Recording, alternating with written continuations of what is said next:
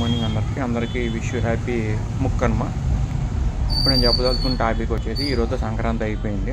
So హడావుడి నుంచి కూడా అందరూ తేరుకున్నారు, ఎవరు స్కూల్ కాలేజీకి వెళ్ళిపోతున్నారు. మీరు ఎప్పుడైనా ఒకటి గమనించారా? ఇది నా ఇన్నర్ ఫీలింగ్స్ మాత్రమే. ఎవరైనా హర్ట్ అవుతే సారీ, ఒకరు అర్థం చేసుకుంటే థ్యాంక్ యూ. మనం ఏమైనా కాకులు చనిపోతే, లేదంటే పిట్టలు చనిపోతే, లేదంటే ఏమైనా పుల్లు సింహాలు చనిపోతే, లేదంటే ఏమైనా కాకులు మామూలుగా కుక్కలు ఎన్ని చనిపోతే మనం వెళ్ళామనుకోండి, మనకి జాలి అనిపించింది, ఎందుకు చనిపోయినా అనిపిస్తుంది. అంత దద్ర స్మెల్ వచ్చినా సరే మనకు కొంచెం జాలిగా అనిపిస్తుంది. పెట్స్ చనిపోతే లేదా బఫెలోస్ మన ఇంట్లో పెంచుకుంటే హౌసెస్ చచ్చిపోతాయి.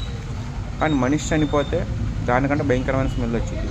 కానీ మనిషికి ఎందుకంటలా అంటే మనిషిలో ఉండే కుళ్ళు కపటాలు అండ్ స్వార్థాలు అండ్ వాళ్ళు మాత్రమే ఉండాలి, వాళ్ళు మాత్రమే బాగుండాలి, వాళ్ళు మాత్రమే బాగా బతకాలని చెప్పుకుంటే వాళ్ళలో ఉండే అహంకారాలు, రాగ విద్వేషాలు ఏదైతే ఉన్నాయో వాటి వల్ల మనిషి అంత దారుణమైన కంపుతో పోతాడు లాస్ట్కి.